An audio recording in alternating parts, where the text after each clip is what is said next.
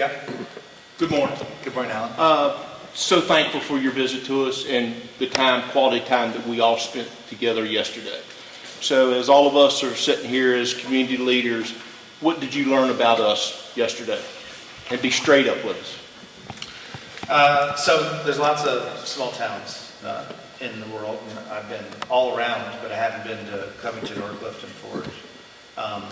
As you know, because we spent a good bit of time together, we spent a lot of time on regional cooperation, which is easy to say but hard to do. And I don't know, is the school superintendent here? Yeah, I was really blown away at what you're attempting to accomplish.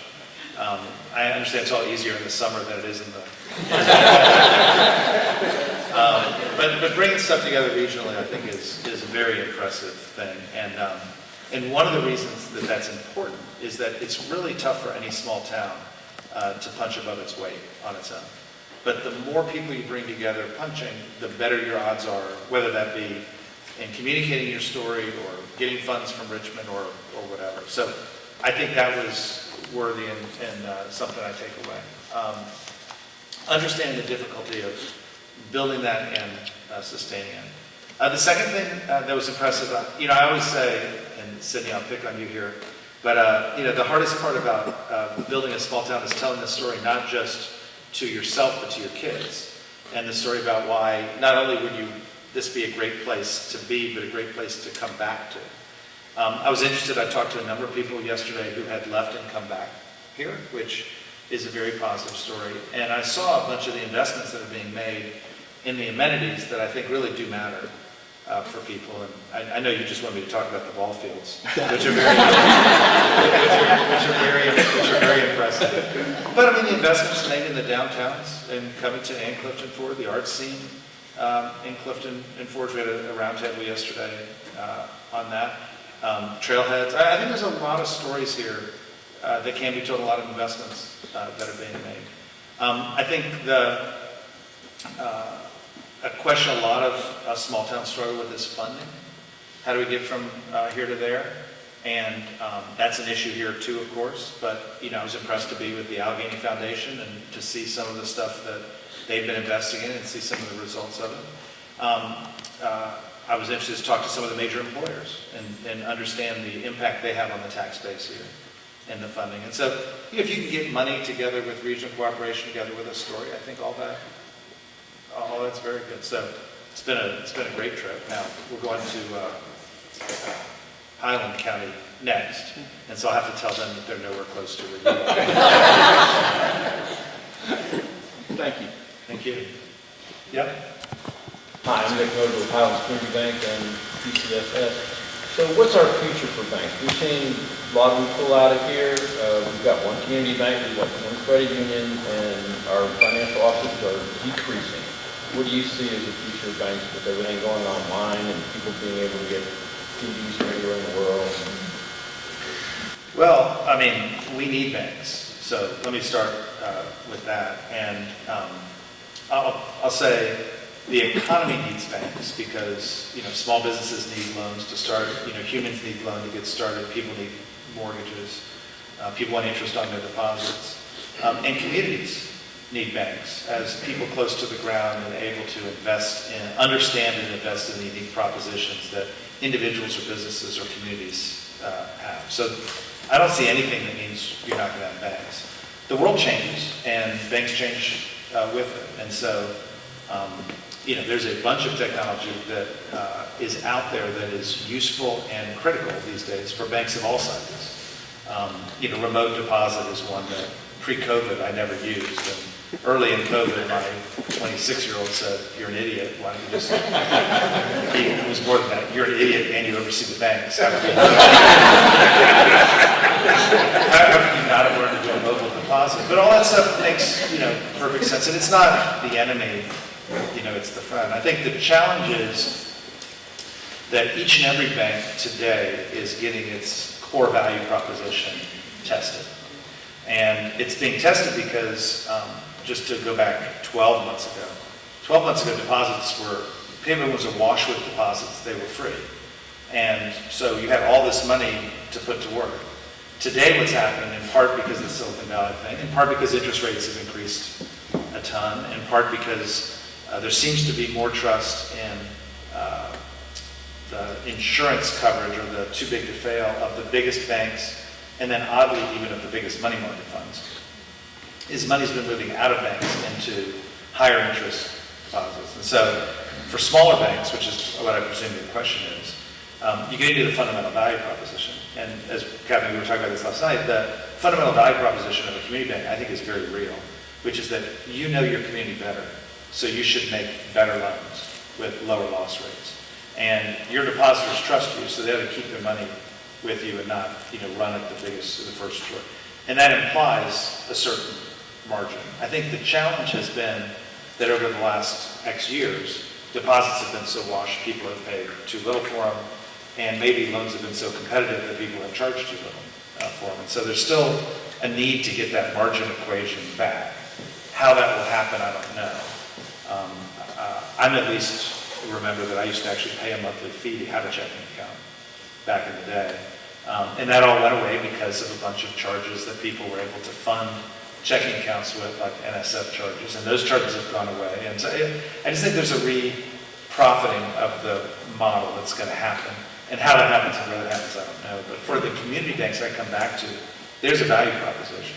And you just got to make the economics of the value proposition be aligned with it. Yep. Sticking with that theme regarding community banks, Michael Foster with Jack Macy's Tavern in Clifton Forge. When we look at the lower income parts of our community and their access to funds to remediate or improve their homes, there seems to be a disconnect there. There are communities across Virginia in certain spots that have developed the CDFI model. However, my understanding is that from a regulatory perspective, the paperwork is just extraordinarily onerous and not something that if I were a community bank, I would want to get into from a staffing perspective. But is there any discussion within the ranks of the Federal Reserve to maybe change that structure so that community banks, and then you've got, and then you've got the big banks, and my understanding is that the paperwork for CDFIs is even worse than it is for some of the biggest banks in terms of the need to do it. Is there any discussion about looking at that model to make it easier for small towns to have those development organizations to help us, mitigate some of the issues that we have? I knocked over my drink. I wasn't avoiding your question. So I'll just confess I'm not that close to what the paperwork is or isn't, and whether it's Fed paperwork or other paperwork. So I don't know the answer to that question, but I'm glad to dig into that. I do know that we're highly invested in CDFIs, and we do a survey every year, and we're doing a whole bunch of work that's coming out soon on the prospect, because I do believe CDFIs are a big part of getting money in these communities, and there are a lot of banks who can, should, and will be getting CRA credit for investments they're making in these CDFIs. And so if there are things that we could do or support that would make that process easier, let's catch up for a second after the meeting, because I'd want to hear that. The CDFI, for those who don't know about CDFIs, it's a really critical model, but it's a challenging model. And I'd put it like this, which is most of consumer lending has gone algorithmic, over the last 20 or 25 years, which is you get a credit score, and if your credit score is above X, some bank will say, great, I'll do a loan or won't do a loan. But there's a whole bunch of people who are creditworthy who don't end up looking that good on the simple stats. And so a lot of CDFIs, what they do is they work with individuals, both to find those who are creditworthy and to work with them so that they actually deliver what needs to happen, on the credit side. The good news is more credit goes out to more people. The bad news is that is a very high cost model. And we were talking about community banks. That's an even higher cost model than the community banking model. And so I do, the banks I'm talking to, the CDFIs, interestingly, they're less worried about capital these days and more worried about operations, because getting enough staff, paying enough staff, having the technology to make this seamless. Your point in terms of regulatory filing and oversight, all these things, those are things that are killing. I mean, there's no funding for that. Nobody gives operating funding for those institutions. It's really, and capital may be tighter in the future. There's been a lot of money allocated in the last couple of years on the stimulus side. But right now, capital, yes, but this operating stuff's a big deal too. So how that sector gets more efficient and or productive is an important question. So I appreciate you bringing it up. Thank you.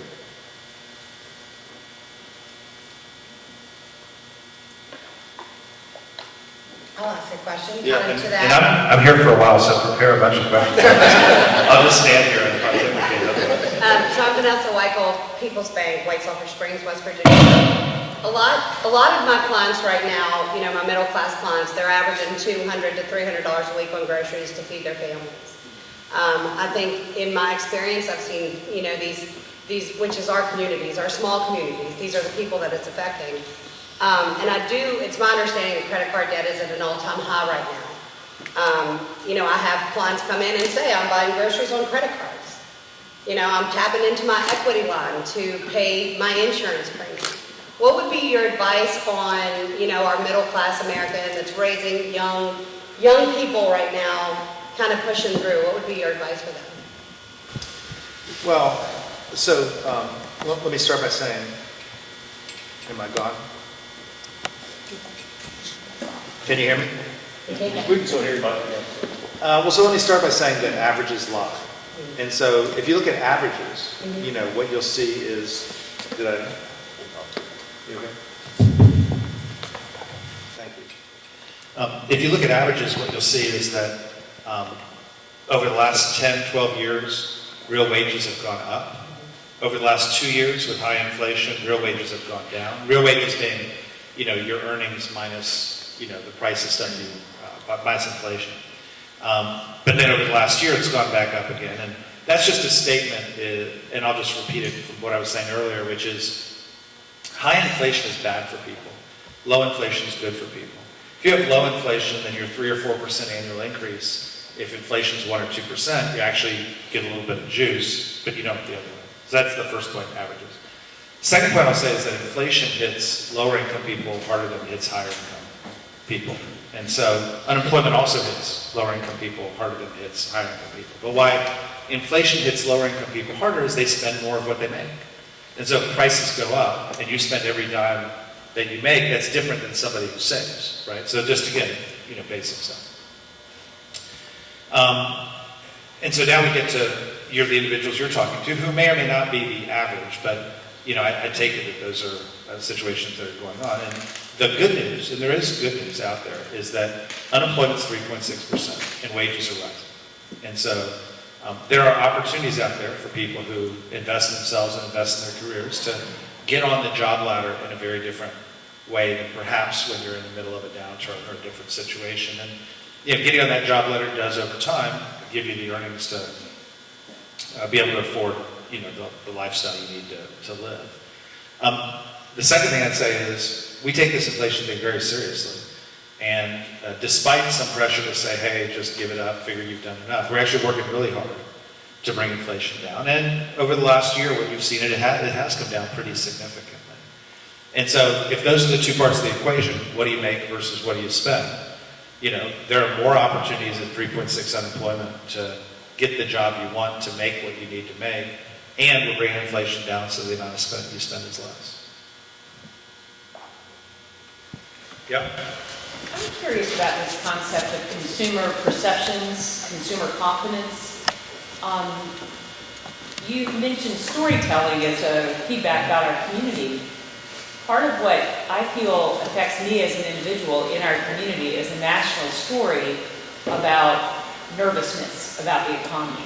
And it may be the 24-hour news cycle and things that we talk a lot about, but I wonder sort of how do we keep ourselves focused on growing a local economy, doing sort of sales that circulate within our community, and some of the grow local foods and buy local and the things that kind of can make a base of a kind of basic economy, and it doesn't bring a lot from the outside. But this sort of consumer confidence just feels like it makes us nervous all the time, and I don't know how to sort of work as a community to combat that message that comes at us from places far beyond here? It's a really good question. Those of us who are trying to fight inflation did notice in the first half of last year that every other Wall Street Journal headline was inflation. And it was pretty hard to tell people we were getting control of inflation when every single headline was on inflation. I'm not complaining about the news media, just to be clear. But I'd say consumer confidence and business confidence is critical to people's spending and investment decisions. If you don't feel like tomorrow's going to be decent, you're not going to buy the new car, you're not going to buy the next house, you're not going to invest in the new manufacturing line or the new product introduction. So it really does matter.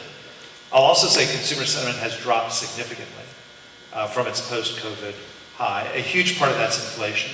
It turns out that inflation really does wear people out, and that's dropped sentiment. But it's more than that. It's also this recession prediction stuff that I've been talking about. So part of why I like doing talks like this is just to put it all on the table. It gives people, I think, a chance to see that there's a bigger world rather than that perception. But I think there's a very good chance that we're going to look back on this era and say that the pace of communication has overwhelmed the ability to get confidence. I was in a truck manufacturer about a month ago, and they said that every 4 years, truck sales go down. And I said, why is that? They go, because it's a presidential election year. And I said, well, why does that make it go down? And they said, because independent of what your party is, you're convinced that we're going to make the wrong decision, the economy's going to go to hell. I didn't say this. This is what they were telling me. And then it made me think, is our election cycle still just a year, or is it like 2 years, or 3 years, or 4 years? And so what are the set of things that are out there that are just convincing us to have a little bit less? I think it's a very interesting conversation. By the way, the equity markets are still flying, so somebody still has confidence. Yeah. This is a question about how expensive healthcare is becoming. We've got two hospital CEOs in the audience. I was just thinking that. I know both of them very well. Comment on what the influence of private equity is doing to healthcare costs. What private equity is doing to healthcare? Yeah. Okay. I saw that gesture. No, that gesture was clueless. Private equity is buying, the private equity firms are buying nursing homes, hospitals, practices, medical practices. And essentially what happens is the price goes up. Some of the care goes down and the price goes up. I saw your gesture on your face. Well, so I like to think I know everything. I'm just trying to figure out how to answer that. So far you're doing pretty well. Yeah, healthcare. There's no question that if you go back to the 90s into about the mid-2010s, healthcare costs in this country increased at a rate that was much higher than inflation. That's not been actually true for the last 5 or 6 years. It's also true that if you go around the hospitals in this country right now, they're all scrambling to try to make money. Hospitals right now is very challenged by nursing shortages and supply costs and difficult situations with both Medicare and payers. And so you do have this conundrum where healthcare costs ever more money, yet the people in the healthcare business don't see themselves making that much money. So, I think there's a lot of work that's been done on it. Some of it has to do with the nature of the payer system, because some people are paying a lot more money, but others are not. And so there's lots of cross subsidies. Some of it has to do with other players in the system who are making more money. And I don't know whether private equity is one of them, but people point at pharmaceutical companies and other companies like that that are in the system. But I don't think I can solve that one. here. I open it up to my healthcare colleagues if you have any insights there. Well, if I knew the answer, I wouldn't be here. I would just add 70% of our reimbursement is government reimbursement, Medicaid, Medicare, which we can't negotiate those rates. So largely reacting to what we're paid by government entities. Then on top of that, just the increasing cost of the labor workforce, so, supply chain shortages, pharmaceutical costs that just continue to go up, and then substitutions of drugs that typically you have available that aren't available any longer, and substitutes maybe not as effective, but cost twice as much. Things like that just add to those pressures, and then the ability to not be able to, control the rate. Yeah. Maybe I'll ask a question that kind of segues on Dr. Crandall's comment about healthcare and just workforce. I know part of your dual mandate is low unemployment. And what I'm seeing is a real trend of transiency in tenure. I have one employee who's been in our hospital for 46 years, but the majority of our staff are younger, and they come and go and don't stay like previous cohorts or generations did. Are you seeing changes in the labor trend where people are coming and going with more frequency, and how does that impact the unemployment rate in all industries? Yeah. So I guess I should start by saying that when you and I were new in the workforce, if we had been in one of these chamber question meetings, someone would have asked the exact same question about us. And so this has been a 50 or 60 year phenomenon, not a 5-year phenomenon. In other words, there was a whole era. Let me just say, if you started work in the 50s, your job for life was much more significant than if you started work as I did in the 80s, or if you start work today. It's sort of ever down. Career trajectories have been more truncated. Not good or bad, just a fact. I do think we're living in a situation right now, post-COVID, that is very different from the situation we lived in for the last 30 years. And the way I think about it is this. Labor was long, for a long time, plentifully available. Why was that? It was because demographics, the baby boom generation came into the workforce. It was because of health. People lived longer, worked longer. It was because of the fuller participation of women in the workforce. There's a whole new group of people who weren't fully in the workforce 30 years ago who started working at scale. It was access to offshore labor. And so a lot of jobs could be outsourced to India or wherever. And so if you were an employer, even 10 years ago, even 5 years ago, you felt like, workers were pretty available. And so what happened during COVID is a bunch of people left the workforce. And what's happened post-COVID is, in addition to some of them not coming back, people 65 and up, we're still down about 3 million, is immigration has slowed. So that's another million or so not in the workforce. And people who went through the COVID seem, at least for now, to have changed some of their expectations about work. The most visible being, in person versus remote. But I think it's much more than that. And so I think it's worth putting on the table the question of whether we're going into a 20-year period where labor isn't going to be long, but labor is going to be short. And, behind that question are things like demographics. Demographics helped us, but, now is it going to hurt us? Availability of childcare and what that does to, participation in the workforce. I know the biggest increase in, this is interesting to me anyway, the biggest increase in participation to me in the last 2 years has been women with kids under 5. Well, now, what's going on there? Well, maybe that's what remote work enables, a perspective that you can make. It must be somehow related to that. The biggest decrease has been people over 65. I just wonder how many of them are taking care of their grandkids. So there's shifts, and there's shifts that are going on. And I think these shifts are throwing the job market up in the air. It's going to land in a place that's different from what we expect. But demographics going the wrong way, offshoring, maybe that's going to be a lot less likely in a world where, we don't have open trade with every country that we thought we could, work with. these, generational norms. So if labor's going to be short, not long, I think there's going to be a lot of new strategies that businesses are going to adopt. And one of them, I think, is going to be thinking once again about how to have an employee for a long time, how to retain as opposed to attract. For the bankers here, when I grew up, the best job you could get coming out of college was at a bank, because they had these 2-year training programs. And you would learn everything you needed to learn, and then you'd go spend 4 or 5 years in a bank.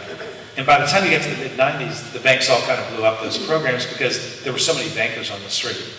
Why do you need to train them? You can just hire them. Well, I don't know.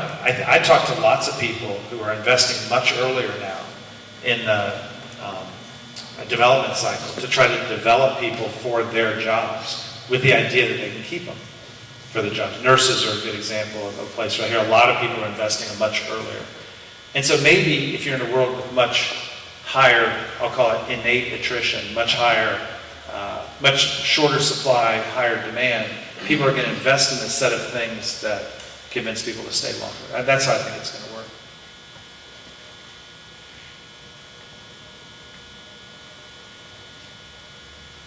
Yep. So, Blair Downs, work for Longevity. As I watch TV and stuff and look at different things, I see lots of money. I see money in a lot of places, but it seems like the traditional rules that I was taught when I was young about saving your money and building your credit score and everything, the return on investment is not very prospective in today's market. So what's kind of your viewpoint on where is the money today, right, as far as what industries are booming, and how does that play with, that traditional rule of building your credit score and that kind of stuff? Because I see an imbalance. I see kids driving cars that I'm like, I'd love to have that. But I'm like, how in the world do they afford that at their age and at their level in income and stuff like that? Seems like there's an imbalance. Yeah. Well, I would still save your money and invest it. That's official. I'm changing things yet. That is the official message from the Federal Reserve System.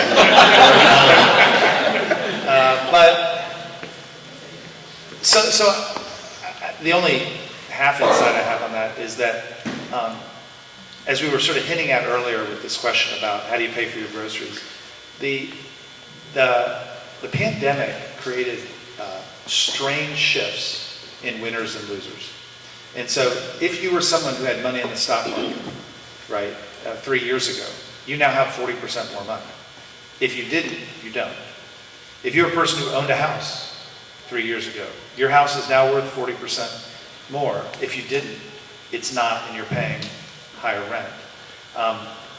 If you had a small business and you were able to get the banking support you needed to apply for and get a PPP loan in April or May of 2020, and it turns out that your small business actually, sold alcohol, right? I'm just picking that as I'm not picking on on taverns, but as something that grew significantly during the pandemic, then you got a big amount of money in there because the criteria was uncertainty, but you didn't have to spend it because whatever. And so I do think there were winners and losers out of this thing and none of this is culpability in any way, shape, or form. That's just how the cookie crumbled, as we went through it. So now we're on the other side, and it's why I said averages lie. Because you do have people who bought a new boat and other people who are scrambling to make rent. And it's just kind of where they sat at the time. And so I don't think that credit conditions, though, have changed so that people with bad credit scores are now getting a lot of loans and people with good credit scores aren't. So that's the only place I was sort of hesitating. If anything, I think the banks have tightened their credit and gotten more focused on the positive credit score, which is why the official advice I'm giving you is to save your money and pay your bills. But that doesn't mean there aren't people who've gotten wealth in other ways.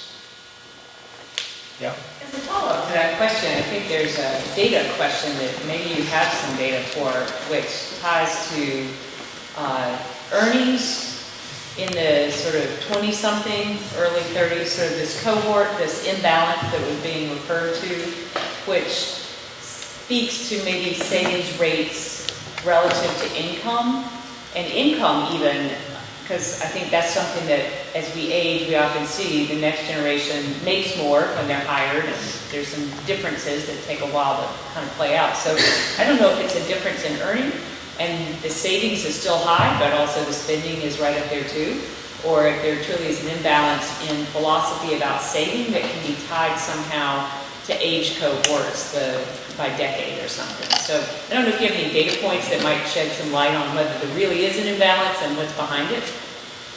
So after the Great Recession, savings rates increased significantly. And I'm going to give you rough numbers, these aren't precise.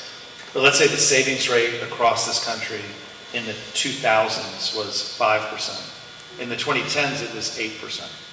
And so people having experienced the near-death experience of losing a house or losing their job, on average, saved at much higher levels in the 2010s than they did in the decade or even the 2 decades before. In the first 12 months of COVID, the savings rate went to 15%. Okay, now what happened there? Well, you had 2 sets of things going on. One was big transfer payments that were going into individuals, right? And the second was you couldn't go out to dinner. You couldn't take a vacation. And so people ended up, they just woke up in the morning and had a lot more money. My Visa bill went from levels I don't want to disclose to levels I still don't want to disclose. But that's what happened in the economy. And so when the economy reopened in March of 21, plus or minus, what happened is a bunch of money, right, met the economy. And so people who hadn't been out all of a sudden found that they'd saved money and maybe put a down payment on a car. I don't know, but that's the kind of thing that happened. There's also a set of people who think that life has changed and tomorrow may not happen, so I'll spend everything today. You hear some of that. I don't know how much that's real.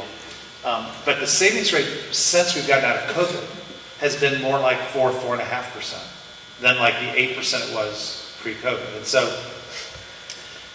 maybe they're just spending down the 14%, right? So we ran a year of 14%, so we'll run 2 years of 5%, and then we'll be back to where we were when people go up to 8%. Or maybe that 5 will be the new normal. And you will have, to Mary's point, an economy of people who are saving less and spending more. I think we're just going to have to see.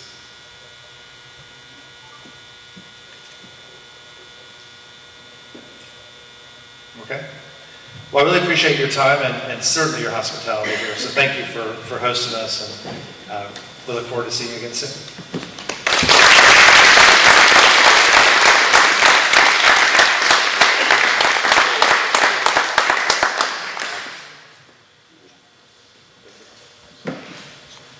Good morning. Yeah, good morning. I'm John Rainoni, President of Mountain Gateway Community College and the immediate past board chair of the chamber. And Teresa asked me to do 2 things. First of all, on behalf of the Allegheny Highlands, here's a little token of our appreciation. We really appreciate the 2 days that you've spent with us, and thank you. The second thing is she asked me to summarize the 2 days. Okay. I think you did a great job summarizing it with Alan's first question. Downtowns, regional cooperation, etc. But the thing I learned today is 2 things. Number 1, Tom knows everything. But the second piece is Dr. Crandall stumped him. So I think that's the takeaway. So thank you very much for being here. And